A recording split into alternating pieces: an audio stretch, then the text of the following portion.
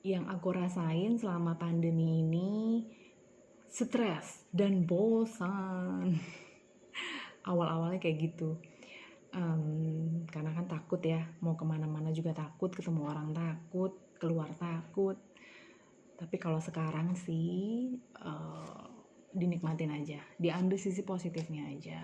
Sisi positifnya aku bisa lebih dekat sama keluarga, bisa lebih dekat sama Tuhan, sama Allah, banyak-banyak beribadah, hmm, bersyukur keadaan kita lebih baik dari orang luar yang ada di luaran sana, dan banyak-banyak berdoa agar pandemi ini segera berakhir. Amin ya Allah, amin.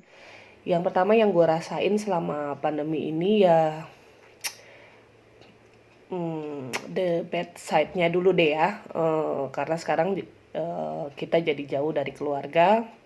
Karena dari awal pandemi laki gue langsung memutuskan untuk membawa kita semua balik ke Australia. Jadi ya the bad side-nya ya sedihnya ya karena sekarang kita jadi jauh dari orang tua.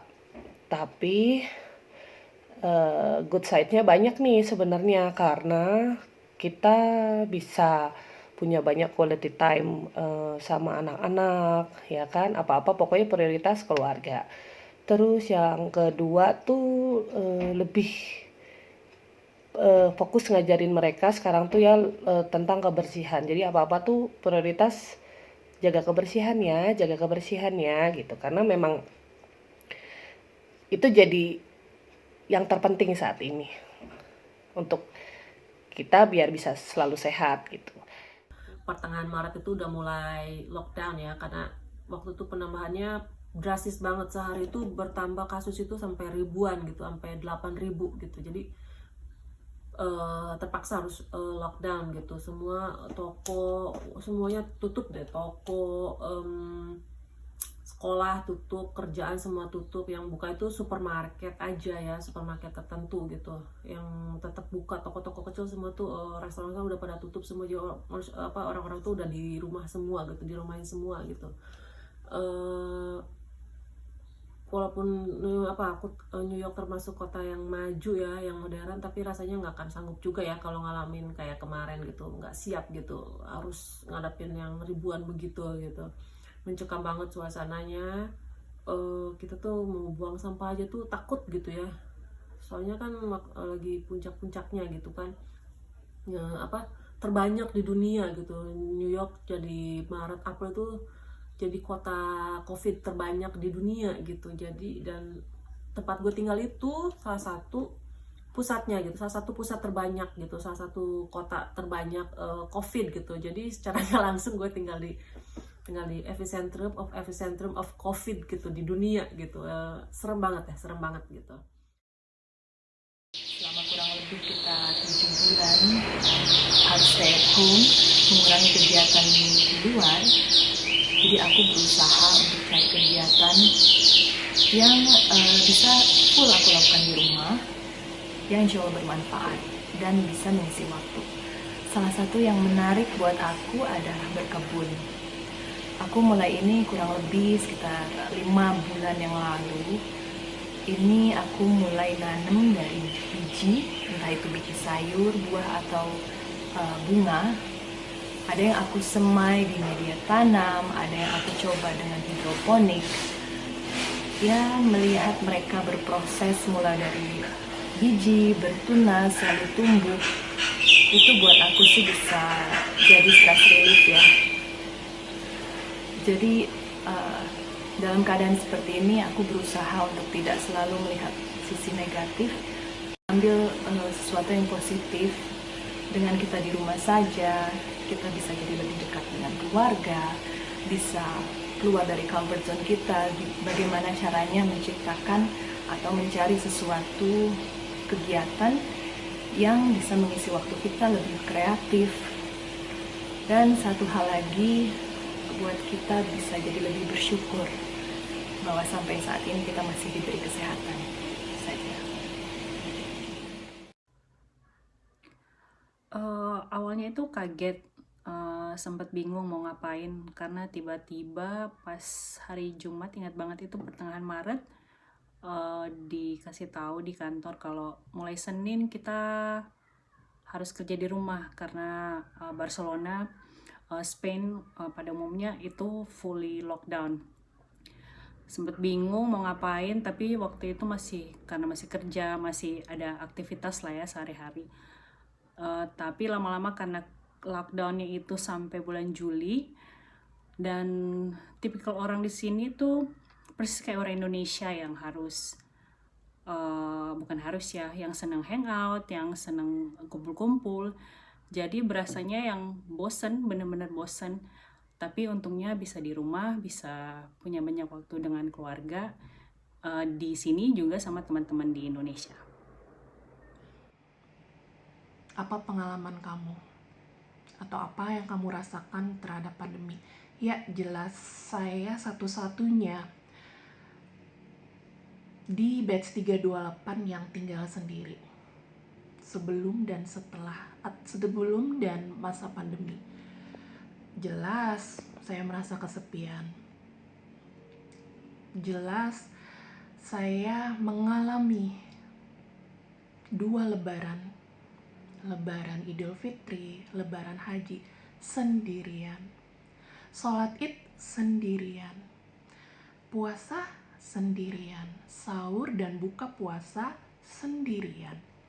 Jadi benar-benar sendirian. Namun, dan satu lagi, saya belum ketemu orang tua saya dari awal pandemi sampai dengan hari ini, dan saya sangat kangen sekali.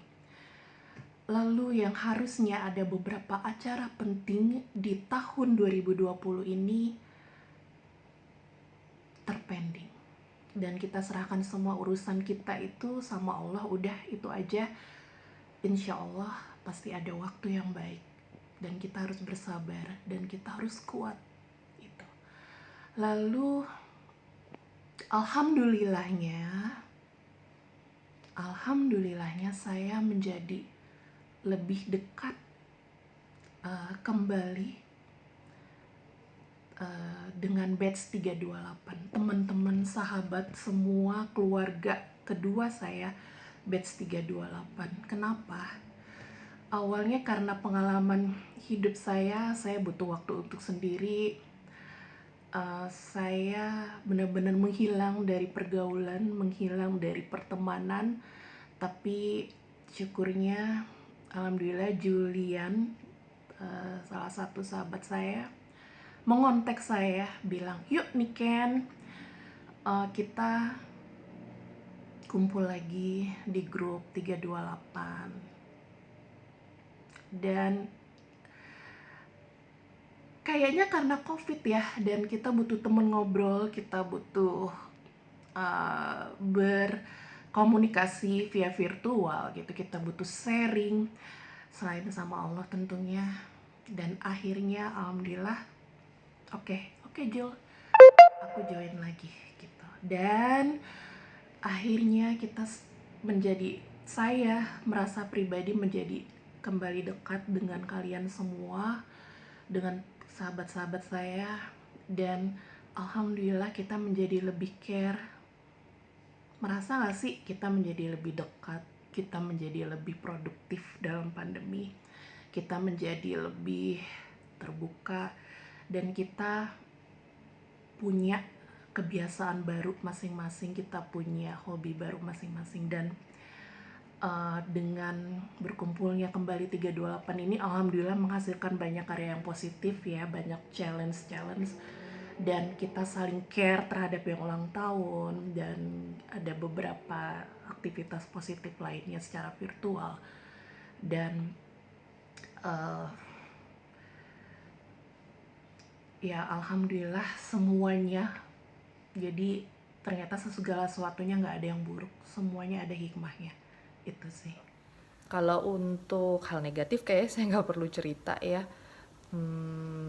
Pasti kurang lebih sama lah kayak yang dirasakan sama teman-teman di luar sana gitu.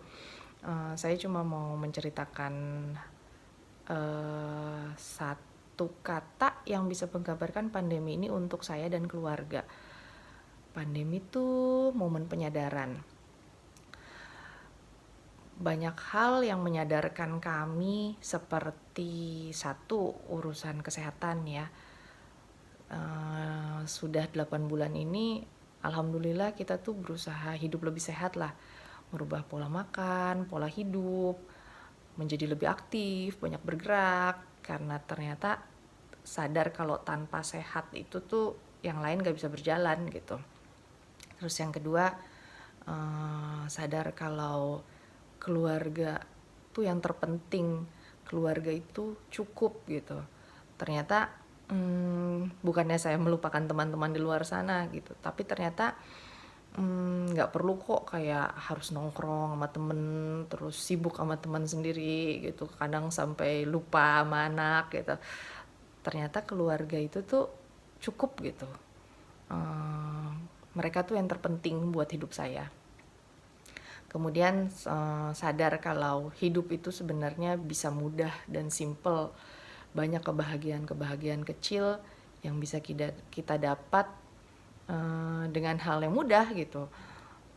Ternyata selama ini tuh gaya hidup yang membuat segala sesuatu menjadi rumit dan mahal tentunya. Hal-hal yang membahagiakan itu bisa didapat dari rumah sendiri. Jadi kalau buat saya pandemi ini tuh lebih ke momen penyadaran gitu, yang membuat saya dan keluarga khususnya kami merasa kami sekarang menjadi manusia yang insya Allah lebih baik. Kemudian sebagai keluarga pun menjadi lebih erat, lebih kuat, komunikasi lebih lancar. Jadi hal-hal positif yang didapat dari pandemi ini sebenarnya sangat banyak buat saya dan keluarga.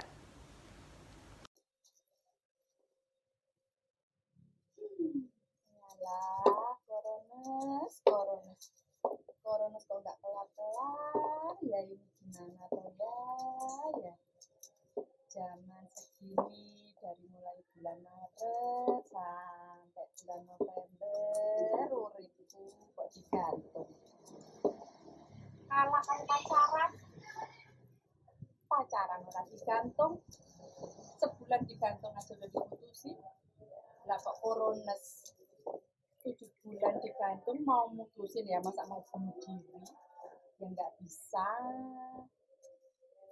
Iyalah, Tuhan itu maha adil, giliran kayak gini manusianya disuruh sabar, disuruh tawakal, disuruh bisa tenang, orang nggak boleh nafsu.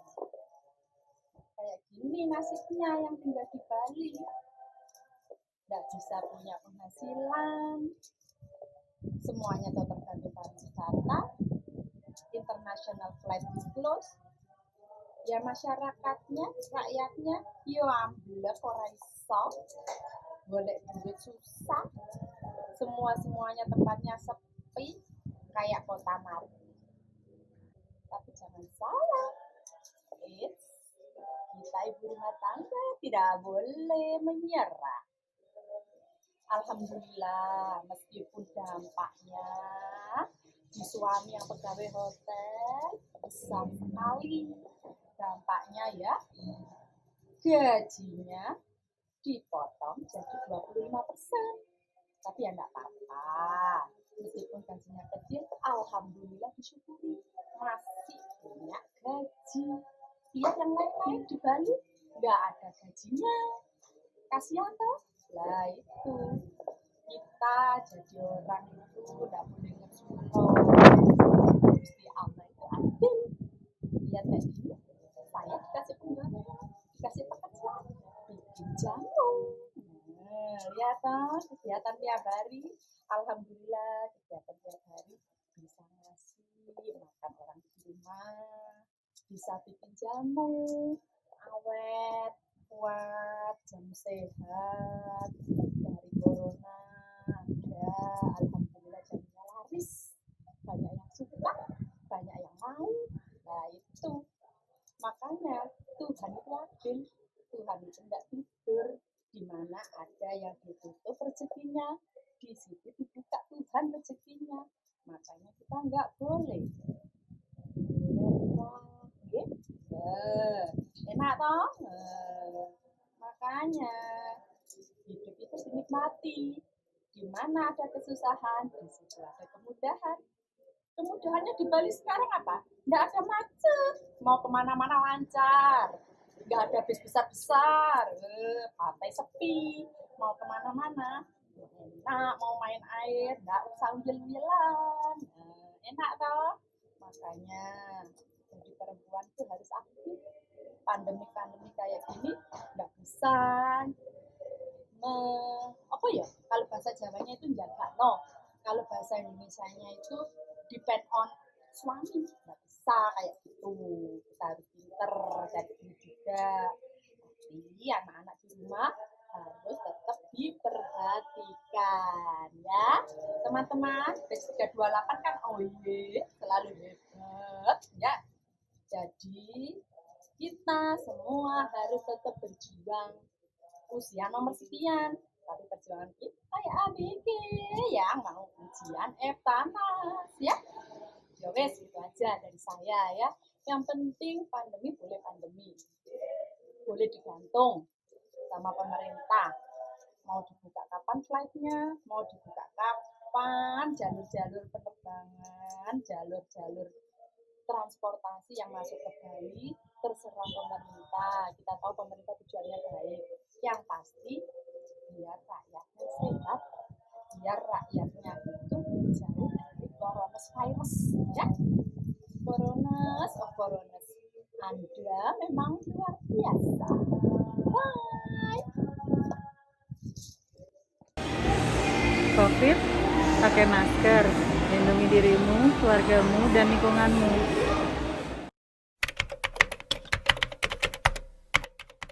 Kalau pengalaman berkesannya yaitu dengan kita tadi moving back to Australia, itu tuh kan karena memang kita lagi pandemi ya, jadi kayaknya agak lebih susah karena pertama kita langsung ambil gerak cepat untuk jual yang bisa kita jual di Jakarta, terus bawa anak-anak ke Australia dengan segala prosedur COVID-nya. Itu yang paling gak kebayang sebenarnya sih awalnya. Terus nge-set up baru tinggal di tempat yang baru lagi.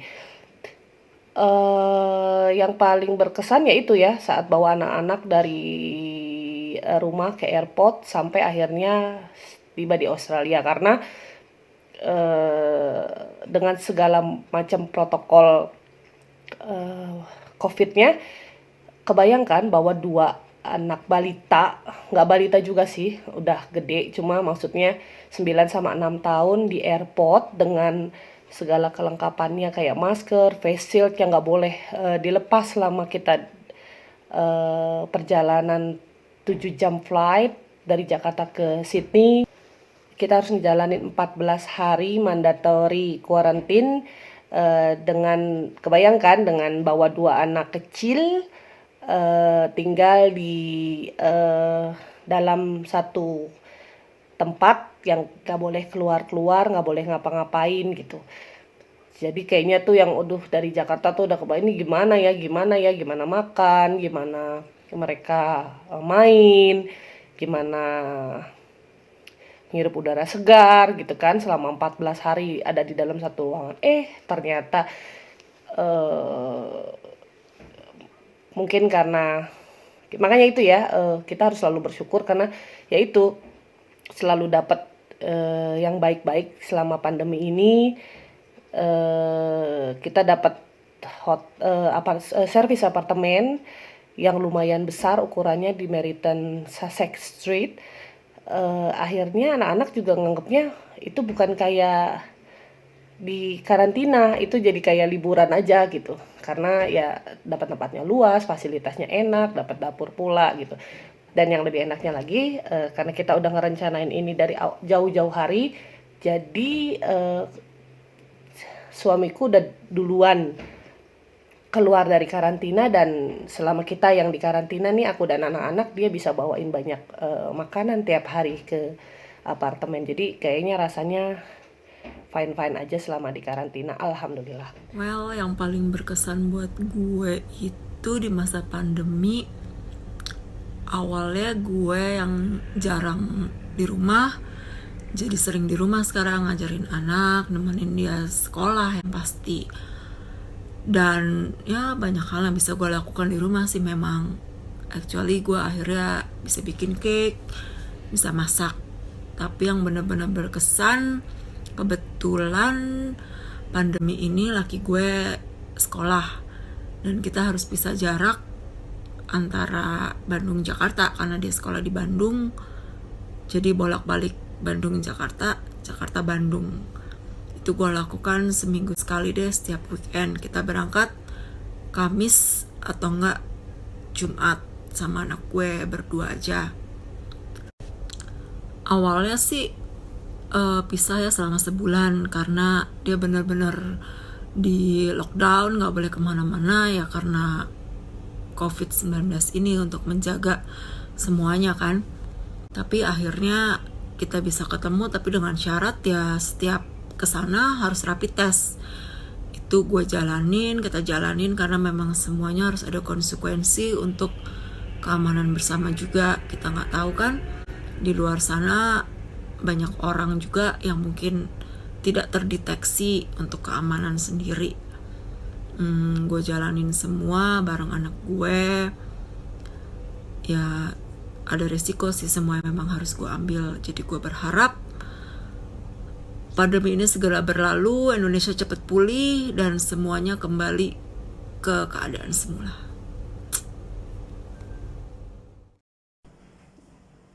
Pengalaman paling berkesan selama COVID ini adalah saat saya repatriasi dari Dubai menuju Jakarta. Karena saya kehilangan pekerjaan saya dengan Emirates Airlines, saya memutuskan untuk membawa anjing kesayangan saya, Eva.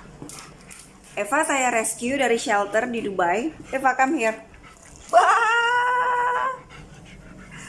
German Shepherd. Tadinya cuma mau foster, tapi foster fail, akhirnya jatuh cinta sama dia. So, terima kasih kepada Pak Felix dari Quickie Pet yang mengurus segala-galanya dari Indonesia. Saya sebagai manusia bisa langsung pulang ke rumah, tetapi Eva anjing saya harus dikarantina selama 14 hari. Puji Tuhan dia lulus tes rabies, kemudian juga lulus tes COVID-19. Jadi sekarang dia sudah berbahagia dengan keluarga barunya di Bekasi. Dan membuat saya jadi pengangguran banyak acara. Mandiin dia, nyuciin kakinya, kasih makan dia, dan lari-lari ngejar dia. But I love her so much. Pengalaman berharga selama pandemi, kayaknya selama 3 bulan bisa quality time sama suami dan anak. Itu sih. Kesan saya kaget karena ternyata nggak di Indonesia aja, tapi ternyata Tuhan tuh telah memberikan sesuatu pelajaran yang besar terhadap kehidupan manusia. Nggak ada yang bisa menjamin apapun kehidupan kita untuk besok atau untuk detik kemudian. Jadi benar-benar kita kayak seperti berada di suatu fase kehidupan yang benar-benar berbeda di zaman kita, di zaman ini. Karena sebuah virus itu bisa mengubah segalanya. Sangat berdampak besar bagi semua sisi kehidupan. Ada orang yang kehilangan pekerjaannya, ada orang yang menundakan segala acara pentingnya, dan ada orang yang nggak pernah sakit jadi dirawat karena virus. Jadi benar-benar ini pelajaran yang besar buat kita semua. Dan insya Allah dari semuanya ini pasti ada hikmah baiknya gitu. Mohon maaf ya kalau jadinya ceramah, sebenarnya nggak ceramah sih, cuman kayak merenung, dan ini hasil renungan. Pengalaman berkesan selama pandemi adalah akhirnya saya menjadi ibu rumah tangga. Saya mau ngucapin salut kepada para ibu rumah tangga karena semenjak pandemi ini saya lebih sering di rumah. Baru seminggu di rumah itu rasanya spektakuler. Berkesan apa ya, kita lebih banyak diingetin untuk bersyukur. Mungkin ini jawaban standar, tapi emang kita harus merefleksi diri ya. Semua yang kejadian ini kan mau nggak mau adalah salah satu bentuk dari ulah manusia. Entah kita menjahati alam, menjahati sesama, dan sekarang kita terima konsekuensinya. Jadi saat-saat kayak begini biasanya kita tuh akan refleksi diri, apa yang salah, apa yang udah kita lakuin yang mungkin gak benar. Dan ini betul-betul salah satu timingnya tepat banget. Kita bisa mulai berpikir untuk merubah, mengganti hal-hal yang mungkin tidak baik, yang mungkin akan berakibat buruk di kemudian hari.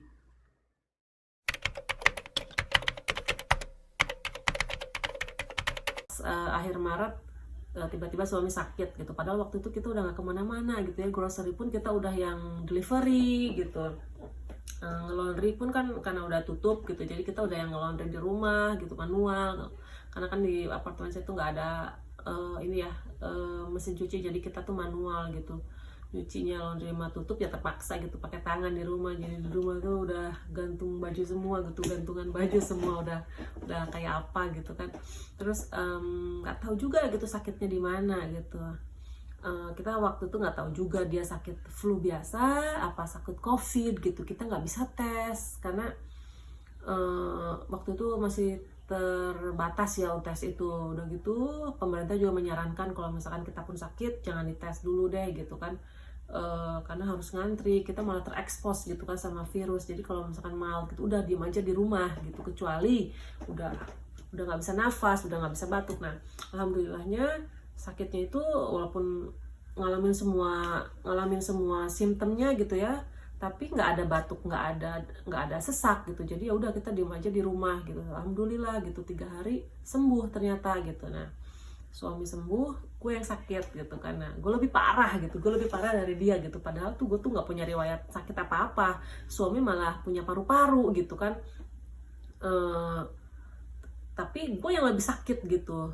Gue tuh ngalamin yang hampir semua simptom ya emang, kecuali si batuk sama si sesaknya itu gitu. Jadi gue tuh awalnya tuh ada mencret kayak gitu kan, terus habis itu demam, sakit kepala, sakit badan, tulang itu sakit banget. Sakitnya tuh kayak dulu di Indonesia pernah ada yang sakit flu tulang gitu ya, itulah kira-kira kayak gitu. Tulang itu sakit banget, badan tuh sakit, capek gitu ya, fatigue gitu. Terus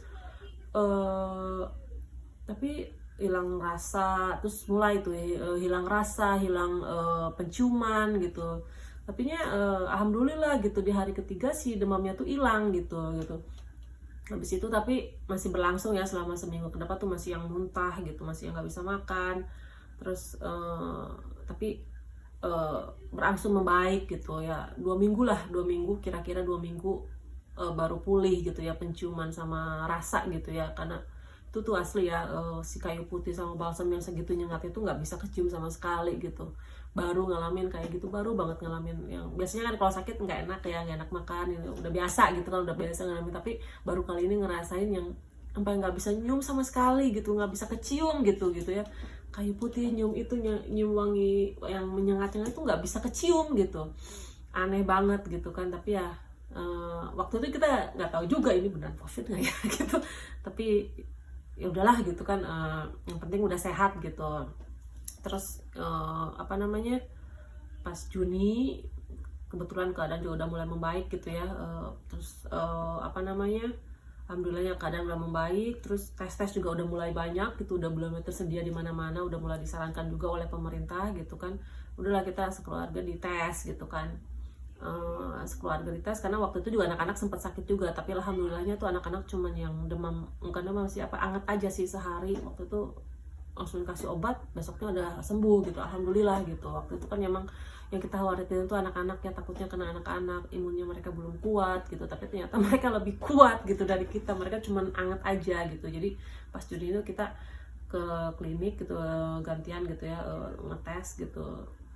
Hasilnya COVID-nya negatif, karena memang sakitnya kan dari Maret ya, jadi udah 3 bulan ya, jadi udah negatif gitu COVID-nya, tapi antibodinya positif. Itu artinya kita pernah kena virus COVID itu, tapi kita survive, badan kita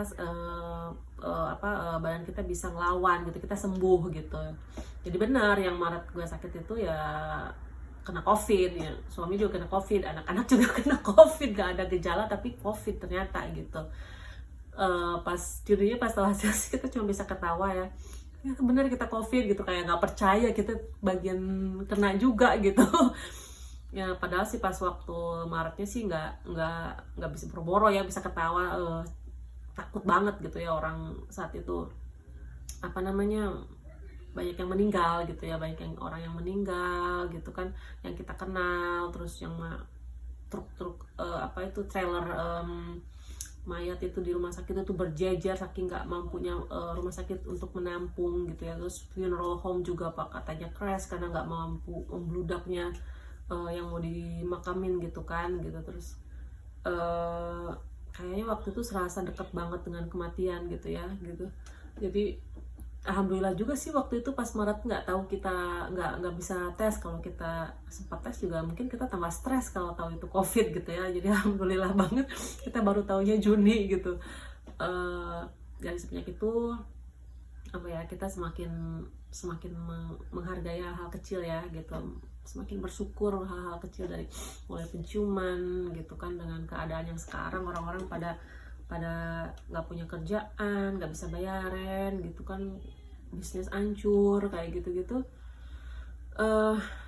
Masih bersyukuri, nggak mau menuntut banyak, dikasih sehat, dikasih bisa makan ya gitu kan, udah alhamdulillah banget deh gitu. Terus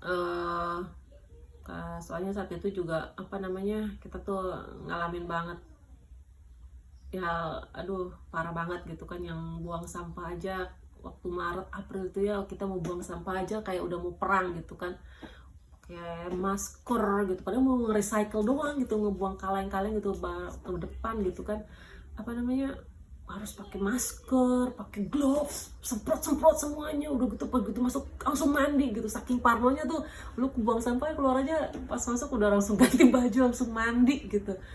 Terus pas Maret itu alhamdulillah banget gitu kan, maksudnya pas Juni pas tahu kita positif, baru tahu kita positif, alhamdulillah banget. Saat itu kita nggak tahu gitu, kalau mungkin tahu tambah lebih parno lagi gitu ya, lebih parno lagi.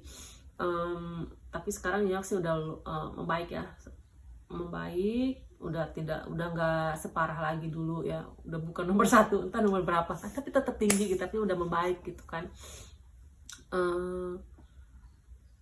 Mudah-mudahan sih nggak, katanya sih mau ada, sekarang udah mulai dingin lagi nih gitu, katanya sih mau ada gelombang kedua gitu ya si COVID ini, karena udah mulai naik di beberapa daerah juga, udah mulai lockdown lagi, shutdown sih, sudah mulai shutdown gitu. Tapi kita shutdownnya cuma per area gitu, dilihat kalau positifnya lebih dari 3% selama seminggu, otomatis harus semua ditutup lagi, sekolah, bisnis, semuanya harus tutup gitu kan. Terus tapi kalau secara keseluruhan, secara state sih bagus ya, cuma 1% katanya, jadi masih lebih baik dari Maret, April, itulah yang terakhir itu yang pas puncak itu gitu. Jadi kita masih oke gitu. Mudah-mudahan nggak nyampe lebih parah lagi ya, nggak lebih parah, nggak harus ngalamin kayak karantina kayak kemarin deh, stres banget gitu ya. Biar mudah-mudahan vaksinnya juga cepat ketemu gitu ya, kita bisa hidup normal lagi gitu. Yang paling utama sih pengen mudik ya, harusnya gue tuh mudik gitu, harusnya mudik tahun ini, tapi ya gagal. Gak tahu lagi kalau kayak gini kapan bisa mudik kan gitu.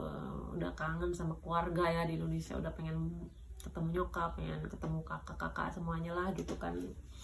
Ya mudah-mudahan vaksin ini cepet ketemu, kita semuanya kembali normal gitu ya, nggak harus karantina kayak gini lagi, nggak harus hidup dalam ketakutan gitu. Sekarang pun masih sih gitu, kalau kita habis keluar gitu kita harus wajib gitu ya, wajib mandi gitu, harus dipisahin gitu, baju-baju itu udah langsung otomatis cuci gitu kan gitu, nggak boleh duduk dulu di kursi, nggak boleh duduk dulu di kamar di kasur tuh nggak boleh, kita harus ganti baju, harus mandi gitu.